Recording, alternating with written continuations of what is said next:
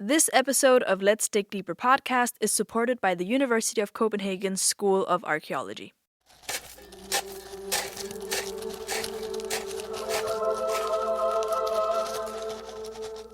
Welcome back, dear listener, to Let's Dig Deeper, the podcast where we talk all about archaeology, history, art, and culture. My name is Zinat Haroun. I am a student of classical archaeology here at the University of Copenhagen, and in this podcast, I'm going to take you along for interviews with some of the delightful people working in the field. We're talking archaeologists, historians, researchers, and professionals. Hopefully, we'll learn more about the past in the process. And today, I'm joined by two very special guests, Thomas Heine Nielsen and Marcel Lysgaard Lech. Welcome, both of you.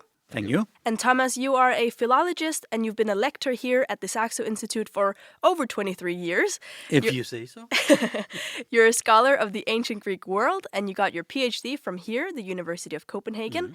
You've written extensively about ancient Greek social structures and you have a specific research focus on sports and athletics in antiquity. Yep. You've recently published a book about the ancient Olympics and soft power, and we'll be talking about some of these things today. And Marcel, you are also a classical philologist with a PhD from this university as well. You're a lecturer at the University of Southern Denmark, and you research ancient Greek drama, both tragedy and comedy, where you examine them from both a literary and a historical viewpoint. You've translated several ancient Greek classics into Danish, including such famous works as Oedipus, Medea, and Antiquity. You're also interested in ancient Greek epic poetry from Homer all the way to late antiquity.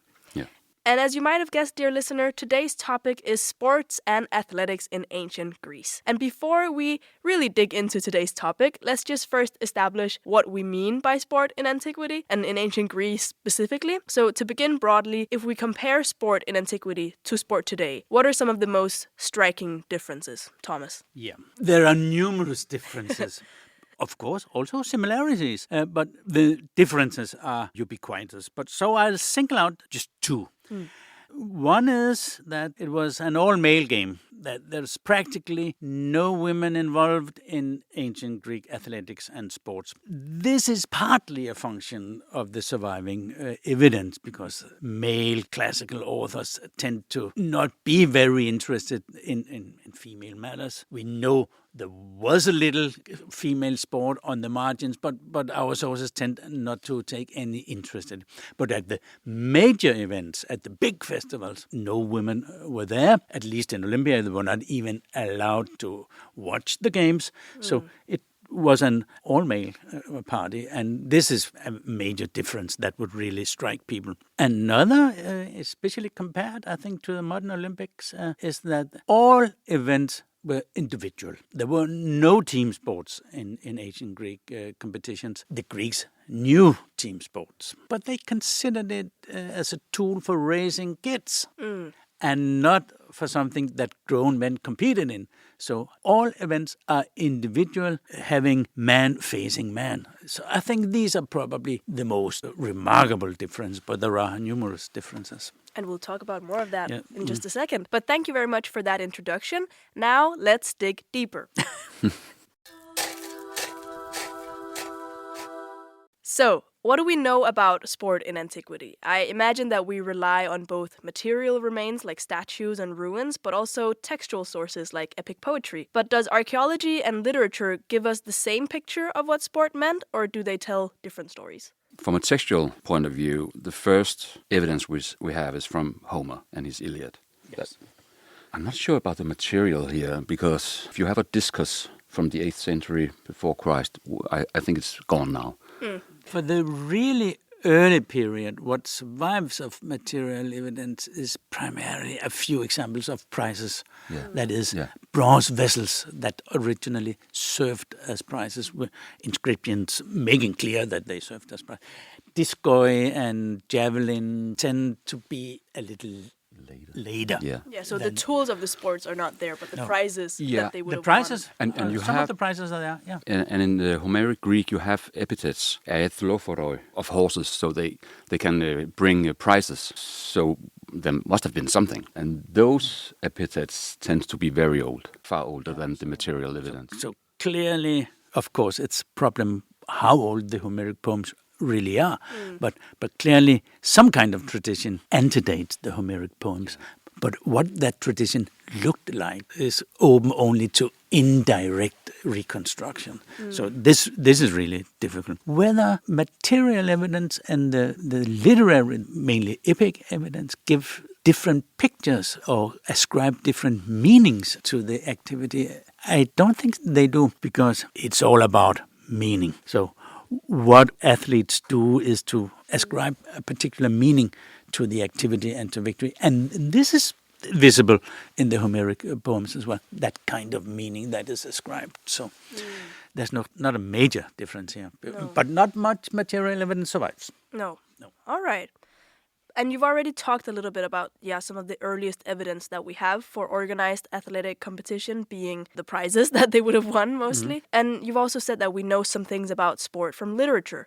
And in the Iliad, we have the funeral games for Patroclus, where elite warriors of the Greek army compete in a series of contests upon his death, sort of to mark the occasion. Marcel, could you walk us through what happens there and why do these games matter so much in the poem? First of all, it's a kind of reconciliation between Achilles and all the other Greeks. This is by the end of the Iliad, and the fact is that since Song 1, Achilles has actually caused the death of his friends. And by the end here in the 23rd song, at the funeral for Patroclus, he's reconciliating with all his friends. This is part of the toning out or something like his anger. They're becoming friends, and he's actually in a quite good mood. Yeah. It's the only time he smiles in the Iliad. It's the only time in the whole poem. Yeah.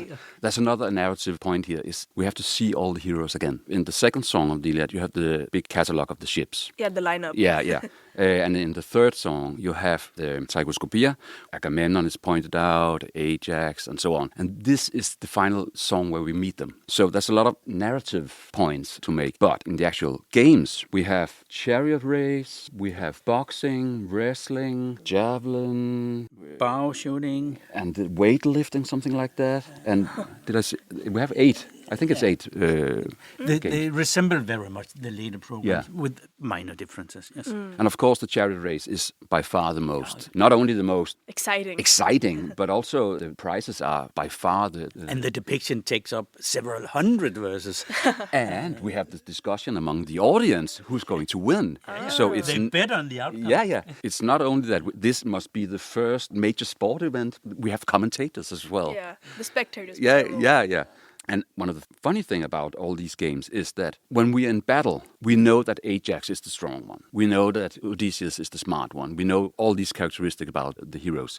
But the outcome of the games are not given beforehand. Ajax enters, 3 games and loses everything. Yeah. He's a loser. Yeah, and even though the little Ajax is very swift on feet, He loses. he loses Loses too. to Odysseus because the gods are willing to grant the gifts for those who give them a so little. the gods are bending good the guys, rules. the Yeah, they're bending the rules. Cheating. It's not Divine cheating. It's not cheating. It's just using your brain instead of your muscles. I agree very much with what Marcel says here, that it's a reconciliation. And it's the first sign that Achilles is returning to normal human life and interaction. Throughout the poem, he behaves more or less like a beast. Yeah. But during these games, he's very dignified and he resolves conflicts in a beautiful way. And then comes, of course, the climax in the last song of the Iliad, where he actually meets with the father of Hector and exchange civilities and the core. So it's a depiction of his return to humanity. And this is really a great point, because by returning to humanity, he knows he's going to die soon. So the prizes are all from his spoils. So he's giving away. He's giving away his materials. Yeah. Interesting. And that's quite fun, because Iliad 1, the first song, is about something being taken from his spoils. Yeah, and now he's actively giving it. Because you know he's going to die now. It's really interesting how sports becomes this sort of social gathering where he can mend this burned bridge and get the gang back together one last time. And he's also happily giving away everything he owns as gifts. That's really interesting from a character What the standpoint. poet does is he ascribes a particular meaning to that activity, and that is that it is a return to humanity to conduct such an event. Yeah. Because it's an integrated way of Greek life.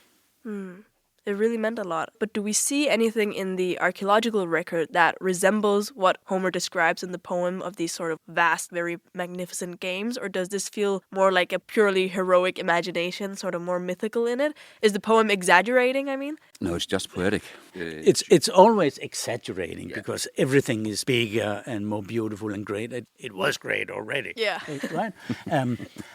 But we do see things in the material record that resemble, but it's hard to judge from a single surviving prize what the scale of an event was if only a single prize survives. Yeah, I was thinking of the geometric vases, the big ones, Yep. or funeral vases as well. You know, these hippic processions. Yeah. That might be close. Yeah, maybe. Well, those are more connected to the funeral sphere than the games. Yeah, but or- actually the games are funeral. I think Well, they've been. that's true, yeah. It's part of the chaos, the honor for the dead one, to have these splendid games afterwards. The funeral is the major context for sport events, but it's not the only. There is a beautiful depiction in the Odyssey, in the 8th song of the Odyssey, of what we could call recreational athletics or sport. The situation has become a little tense during a party, and so the king says, let's go and have some sport Yeah, to relax. And let off some steam.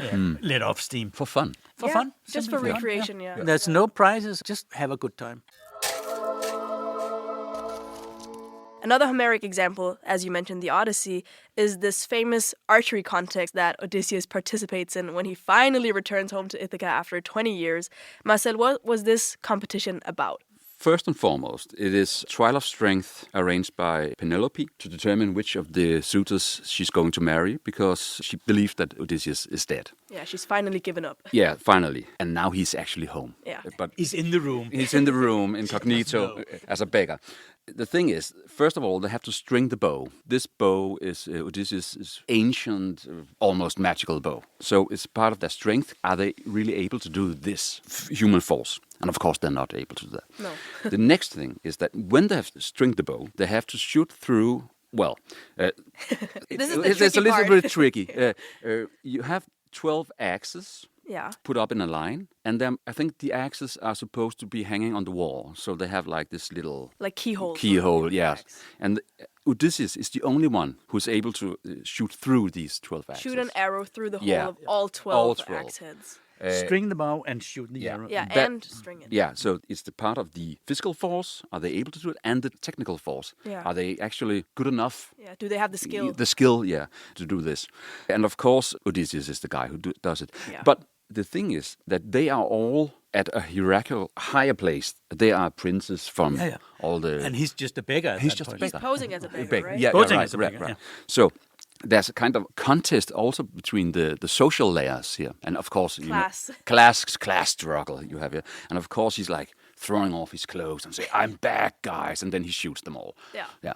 Just It's to- a beautiful just to be scene. sure, Yeah. Yeah, it's beautiful. I think that this is what the poet, let's call him Homer, what Homer does here is to adapt a narrative pattern that we know from elsewhere. There is a narrative pattern in Greek mythology about a wonderful bride and a competition to win her. Yeah. And this is an adaptation of Sort this of like a narrative recurrent pattern motif. to the Yeah, Odyssey. and of course they are married, so but he has to win her back. Yeah, but she thinks he's dead, right? So yeah, he's yeah. So she's going to remarry. Yeah. Yeah, That's why the contest is even there. So, but then he re-wins her in a way, you can exactly, say. Yeah. exactly. By killing all the shooters. Yeah. Yeah. But Yeah. you have to get rid of the competition somehow. Yeah, and that. The funny thing is actually, I think that the Odyssey complicates this issue because, I mean, pure, clean male aggression is valued in Greek manhood. But this poem actually puts a question mark after the massacre. In the last songs, the other inhabitants of the city, they line up in order to do battle with and Athena have to intervene and put an end to it. Clearly, this outrageous male aggression is subject to questioning. Odysseus actually knows it because one of the slaves, she's like, "Oh, you killed them all," and he says, "No, there's no time for celebration here. This is not A good thing. This is not a good It's thing. not over. And it's not over. So Yeah. So it's a marvelous piece of storytelling, though it's a little tricky to visualize exactly how. Yeah, it's sort of fascinating how physical excellence seems to be a way to settle status and authority in epic poetry. Like, he very clearly, just by his pure strength and then also the technical skill, is able to sort of enforce himself back as the rightful ruler of his home. But is it just about brute strength, or there's also something beneath this, I feel like? Yeah. You mean in sports competitions? Yeah. Well, to be honest, it is about brute strength. It's also about brute strength, because brute strength is a vital component of the ideal of a real man. It's not the only component, but it is a vital component. There are other, but it is interpreted as a proof of excellence. Yeah. And by extension, as proof of excellence in other spheres than sport. So if you're good at sports, you're good at everything. This is the idea. Then you have probably inherited excellence from your father and his father. And then it's about lineage suddenly. Yes. Yeah. Remember, in the 23rd song, that before the chariot race, Nestor, the old Nestor, Yeah. the wise guy. We're back at Patroclus' Funeral, yeah. He advises his son, Antiquity, before Antiquity is going to be in the race, that you have not only to rely on the strength, you have to rely on metis, which is using your brain. And he has a little comparison of a wood chopper or something like that. Yeah, he's strong, but he also knows how to use his force on the trees and stuff like that. So it's the brain and the muscles. Brain and brawn. Yeah. If it is possible to interpret anything as a sign of excellence, it will be thus interpreted. Because, and this is a major point, I think, in Greek society, there is no inherited adel, as the Germans and the Danes say, that there's no class of nobility. In order to be a nobleman or an aristocrat, you have to prove the point by action or wise words. So this is why metis and brute strength and so on comes into play, because it is a way of males to make their personae so that they can actually claim that they have a justified claim on leadership in their city-state. Yeah, a right to the privileges they hold. Sort of. Yes, exactly. And the concept of time, honor, and kleos, glory, they're so central to this. This whole idea of lasting fame and legacy and not being forgotten. Why were these ideas so deeply tied to athletic competition? I mean, we've talked a little bit about it, but couldn't it have been another outlet as well? Why sports specifically? I don't think it's sports specifically. No. But it's just very visible to our eyes in sport because we have a lot of evidence. But kleos and time you can gain in many ways. But this is an outstanding way. But in the Iliad, you have a splendid battle exhortation by Sarpedon in the 12th song to his brother Glaucus, where he says, we fight to have kleos because we know we're going to die. If we were gods, we won't be bothered. we wouldn't have to. We wouldn't have to. But because we die, we have to fight for kleos. And kleos is the everlasting echoes of you have being there in the world. Yeah. Because kleos is bound up with the word klyo, which means to listen. So it's like the tape recorder for the eternity. Yeah, it's like your footprint on history. Yeah, exactly. So in the Iliad, it's quite obvious that it's fighting for death. That's what you do. In the Odyssey, you can have sports. At the Phaeacians, in the 8th song, you have Laodamas. Laodamas. Yeah, he talks about that you can gain kleos, actually just from Foot and hand. foot and hand. For what? Foot and hand. Yeah, Foot and throwing hand. things and running fast and Okay. dancing. That's enough. Yeah, Yeah. and that's the recreational sports event we talked about earlier. Yeah, that was the one that was just for fun, not part of a battle or funeral and or anything. And this is a very good instance of what I said before, that the meaning of these kind of activities has to be constructed. It does not come with a meaning. You have to construct the meaning. Yeah, it's a social contract. So the claim is that victory come on, sport. You can run faster than another guy. Do you then have to be his superior? Are you now a better man? Yeah, but this is the claim. Yeah. And if you can make others recognize that claim, you gain time, honor. And if you can make others speak about it in foreign lands, foreign city-states, then you have kleos. This is what it is. Kleos is that other people report your time.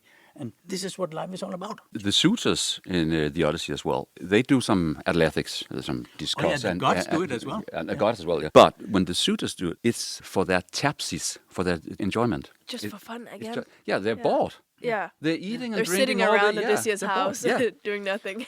Yeah, the meaning is always constructed by the victors because the losers, they just, turn their back on the event and go home in silence. But the victors construct the meaning. The winner takes it all. We have to talk about the Olympic Games. Yes. I mean, we've circled around it for long enough now. If someone from today suddenly arrived at the ancient games at Olympia, what would they actually see there? Like, what might surprise them the most about the ancient Olympics? Okay, I can say two very basic things, then Marcel can elaborate. Of course, the first thing to be struck about is the complete absence of women at Olympia. This is not usual. The usual thing in religious festivals is presence of women and participation. So this is clearly something going on here. We don't know what it is, and we don't know the reason for it, why women were banned. So this is clearly something that you would note immediately. And the other thing, I think, is the massive presence of religious ritual. I mean, it is a religious festival, and the events themselves are rituals in honor of the god. When we say today, sport is a new religion, we do not really mean it. We mean it in a metaphorical sense. But in antiquity, it was part of inherited religion to have these kind of events in the form of competitions. Sorry to interrupt you. No. I think really, if you have at the Olympic Games, 40,000, 50,000? That's what we think. Attendance. I've always thought about the infrastructure. It's in September, right? It's pretty hot. Yeah. Late August. September. It's really hot. It's really hot. And how to feed all these... And to drink. To drink, to sleep in tents. I guess people arrive in tents. There must have been, like, from the road to Ellis, they have this long procession, right? Yes. There must be a lot of shops. 2 days procession. Shops and... Yeah, along the way. Giving people there. And we know we guess from other festivals that there are someone who knows how to arrange these things. We have some evidence about how to arrange the Olympics from inscriptions and obviously from other festivals as well. But a lot of these really basic human necessities, I'm always been struck about, what did they do? The toilet situation. There is a very funny anecdote in Alien, I think, a very late author, about a man from the island of Chios threatening his slave with, I'm going to take you to the Olympics if you don't behave. As a punishment. As a punishment, yes. And the philosopher Epictetus, he said, life is a struggle, but you enjoy it anyway, and you have to be there. It's just like going to the Olympics. It's a mess, and it's horrible, but you enjoy it anyway. It's like being at a modern music festival, I guess. Yeah. I think that the Roskilde Festival is a fine comparandum for what these events looked like. People were living in tents. Yeah, dusty, smelly. Smelly probably as well. And I believe a lot of alcohol as well. Yeah. The wine must have been It was a festival. floating. I mean, All right. Well, let's talk about what the original Olympic Games were. I mean, I'm not really sure. I remember in a class once, Thomas, you went through them. But I'm thinking, did they have skateboarding and breakdancing as well? Or what were they doing there? We talked about in the beginning, it's a long time ago now. Well, there are no team sports, only individual events. And it is a remarkably restricted range of events. Running, fighting, and pentathlon. Yeah. That's it. Pentathlon, what's that? Pentathlon is a combination of fighting, running, throwing, and jumping. Throwing and jumping gets added into the mix. Yeah. Okay. So 5 individual events combined into one. We do not really know how that score was settled, but it's various distances of running, always, either 200 meters or any factor of 200 meters, because that was a stadion. And then there are some fighting, martial arts, boxing, wrestling, and pankration. That's it. Yeah, pankration, that's wrestling as well, right? It's the hard one. Is the hardest one? Yeah. Some events are divided into a class for adult males and for boys. Not all, but some of them. Was there not also the hoplite race or something? But it's 400 in armor, meter right? race in full armor. Yeah. In armor. At a celebration of the Olympic events, there was 11 competitions. For that many people coming there, that's not that much. Not much. I mean, in Tokyo, I think there was 340 events. Yeah. 340 gold medals, something like that, given out. But the fine thing about this is that the Olympic program is repeated in almost the exact same form in every city-state throughout Greece. So the really big athletes, they can wander from Olympia to Argos, to Corinth, to Athens, to Thebes, to Thessaly, and face festivals of a similar kind. They can go on a whole everywhere. tour. Yeah. They know what to expect when they come. So it's more or less the same everywhere. And I mean, this is Antiquity. This also calls for infrastructure. Yeah. Actually. It must have taken really a lot of effort to develop such a system, and it must have been long in the making. But in the classical period, this is what it looked like. What's your own favorite of these sports? What do you think you would have been really good at? Running. Well, that's a different question, but yeah. If I were to have had a chance in anything, it would have been running while I was very young. What about you, Marcel? Throwing something away, Yeah. I think. Throwing something very Yeah, far. as far as possible. And we have some very famous statues that depict athletes, like the discus thrower, for example, or the boxer. What do these statues tell us about how sport was played or how athletes were perceived or wished to be perceived? No, this is a long story. Yeah.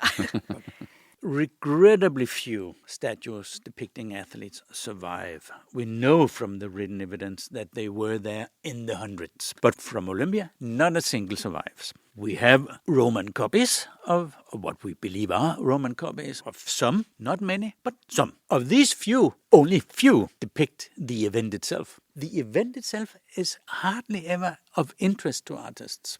I mean, even Pindar, he writes big odes in honor of sportsmen. He hardly ever refers to the event itself. Homer is of sui generis in this respect. He delights in the events, but other kind of sources do not. They delight in the appearance of the athlete. You cannot reconstruct ancient discus throwing from the discobolos by Myron. No. But you clearly gain an impression of what kind of man an athlete would want to appear as. Yeah. In possession of immense physical strength and immense physical beauty, immense male beauty.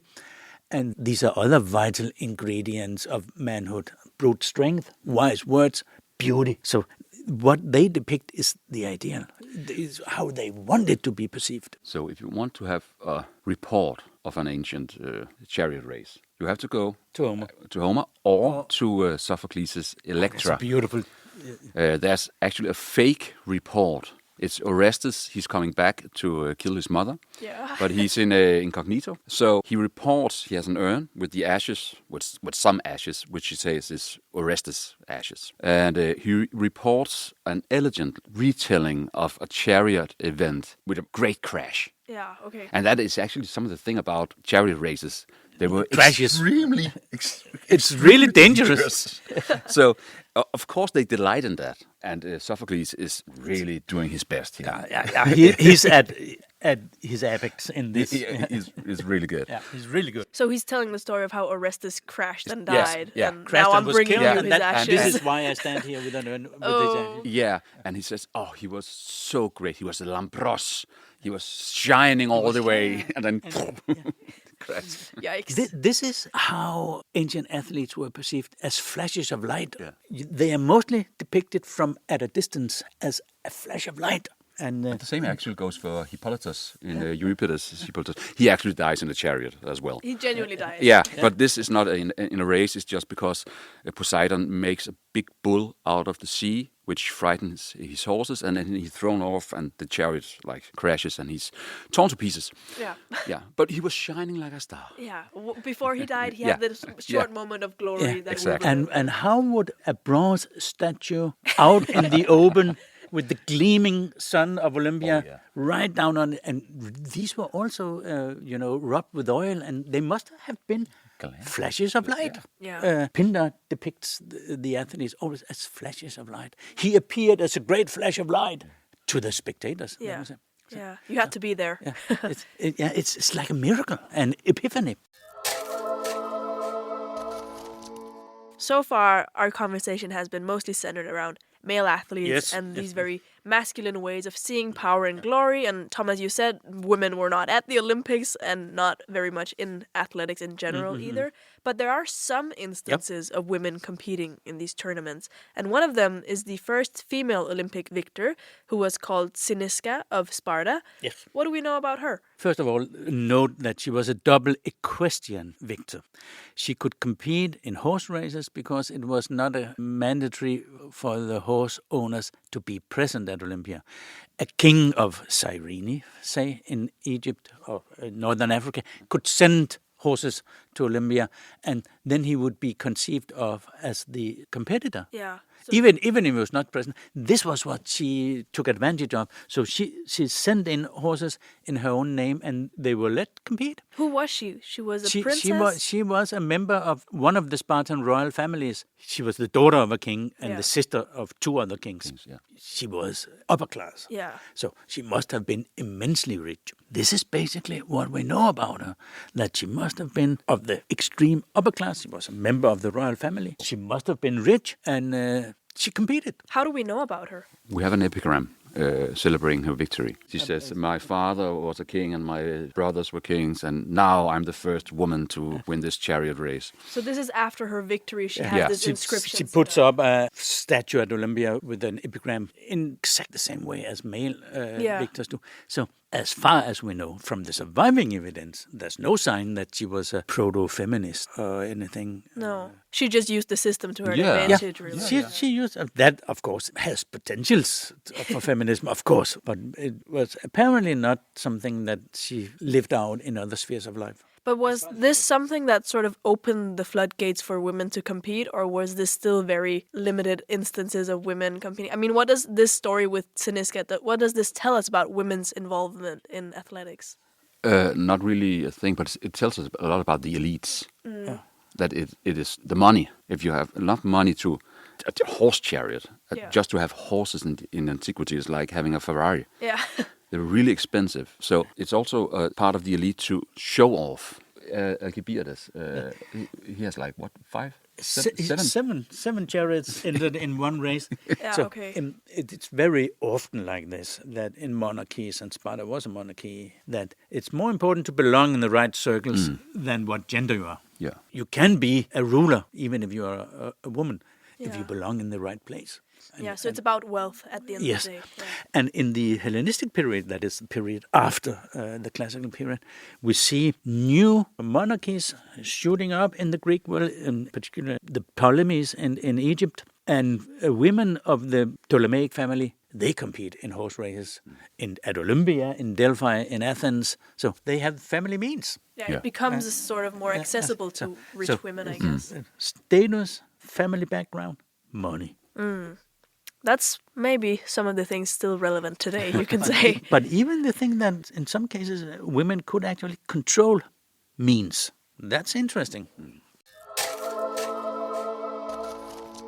A little known fact is there were also organized games in other places than Olympia. For example, in Nemea, in Isthmia, and in Delphi. Did these games differ from the Olympic Games, or were they, as you said, sort of fundamentally similar? Fundamentally similar. Yeah. There are variations, but it's variation on a theme. Yeah. Like when a composer says, here are variation on a theme by Mozart, or some variations on a well-known theme, but the variants are minor. They're broadly similar or exactly the same. And these three you just mentioned, are together with the Olympic Games, they are part of the periodos, like the four big ones. Yeah. Within 4 years, they have a then the circle is complete. Yeah. But Thomas, you have conducted a study of polis who arranged. I once conducted a study where I attempted to identify every single city-state, every polis, that had festivals incorporating athletic sports competitions.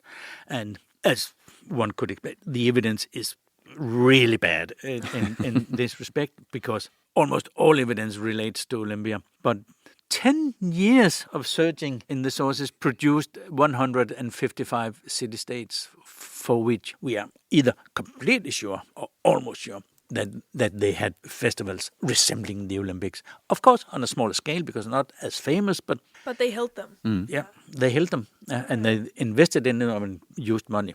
And as you just talked about, if you were a boxer, you could go from Olympia to Nemea, Isthmia, or whatever, or you could go to Argos, or you could go to Thebes, or because you Athens. would have known there were these festivals. Exactly. There's a wonderful opening of a small dialogue by Plato. It's a little dialogue called Ion. It's about a rhapsode, a recitator of Homeric poems. There were competition in these kind of events also at various places. So Socrates meets this innocent man, Ion, this poor man Ion, meets Socrates in the street, and Socrates says, "Hello, Ian. Where do you come from this time?" Yeah.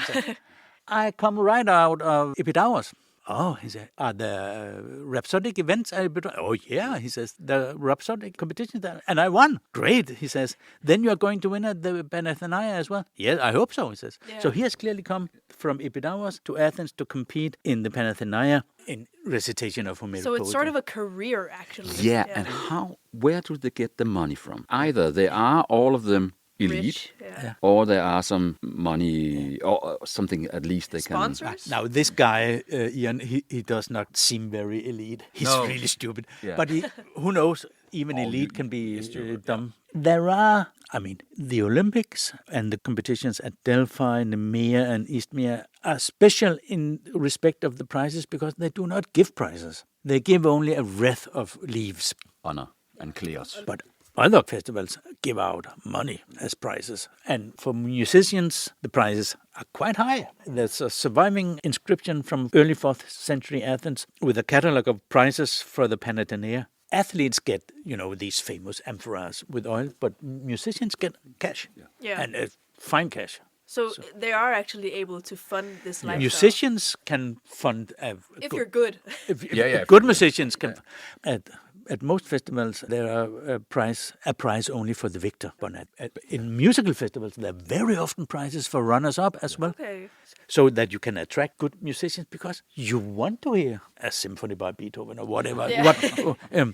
So you attract them by giving out prizes also to runners-up. So I think musicians can live of it. Real athletes are extracted from the classes who do not have to worry about money. Yeah. Who can comfortably compete without losing Yes. anything. Yeah.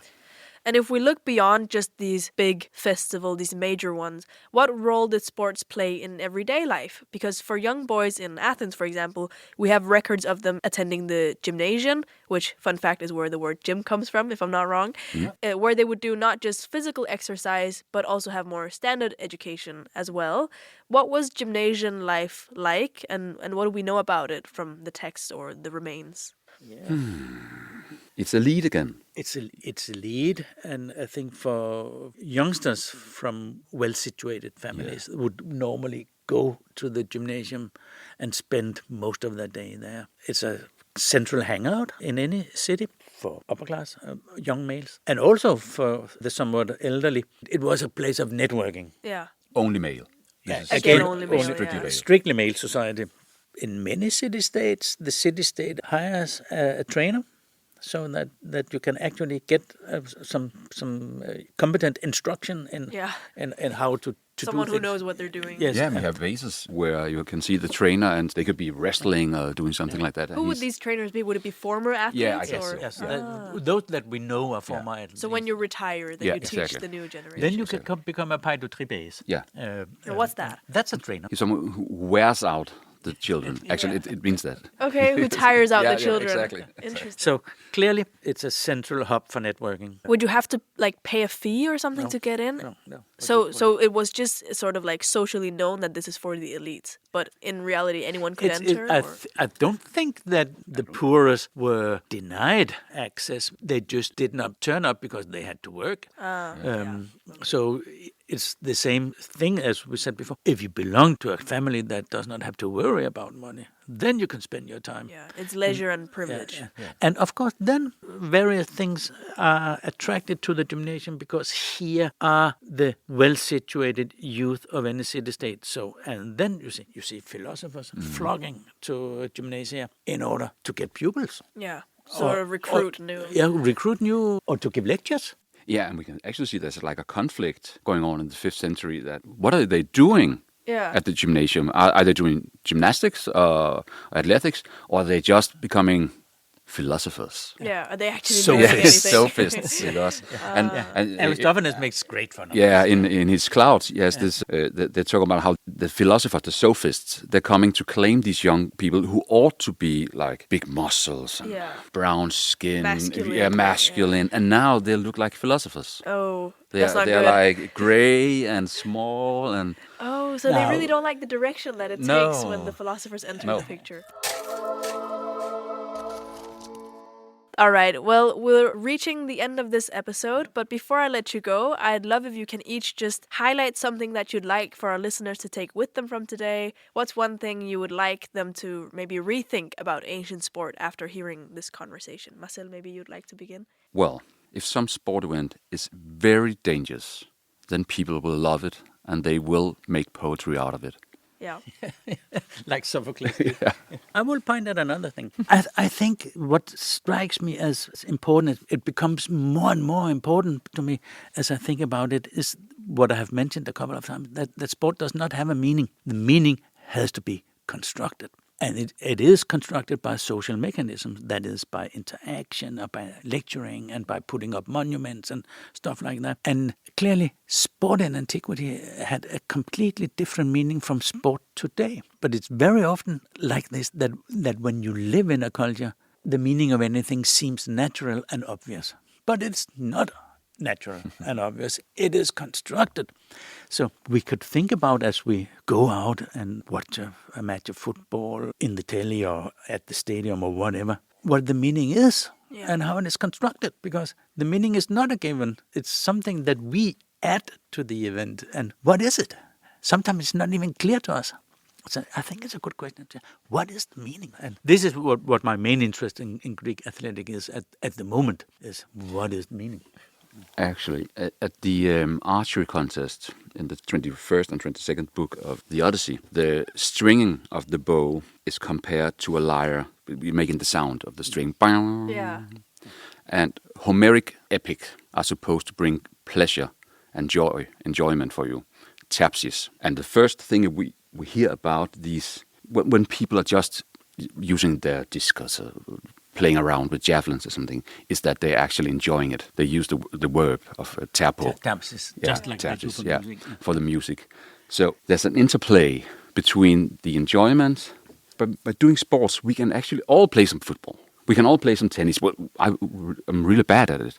But we can all enjoy watching it as well. Yeah. So there's this close interplay with... Yeah, it's a little like music. No, yeah. I cannot play the violin in a symphony by Beethoven, but I can listen to it. Yeah, yes. Spectating and enjoying. Yeah, is and if you want to feel so closely connected to an ancient Greek that you could consider him a contemporary pal, read that speech by the boxer in the 23rd song of the Iliad. When we have reached the boxing match in the funeral game for Patroclus, a boxer stands out and he gives a speech to the audience, and he says, "I'm the greatest.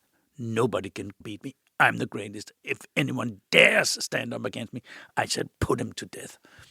It's just exactly like listening to Muhammad Ali. Yeah. I mean it. It's really... The adrenaline is flowing through his It's body. a human instinct. Yeah. Apparently, I think that is a cross-cultural phenomenon, that we do this kind of thing. And it's a strange thing to hit each other in the face, right? Yeah. Yeah, it is. Yeah. But it seems to be cross-cultural. And here we are just face-to-face with a man who could be living in our own time. Yeah. It's really funny. You could find him in any gym. Yes. Yeah.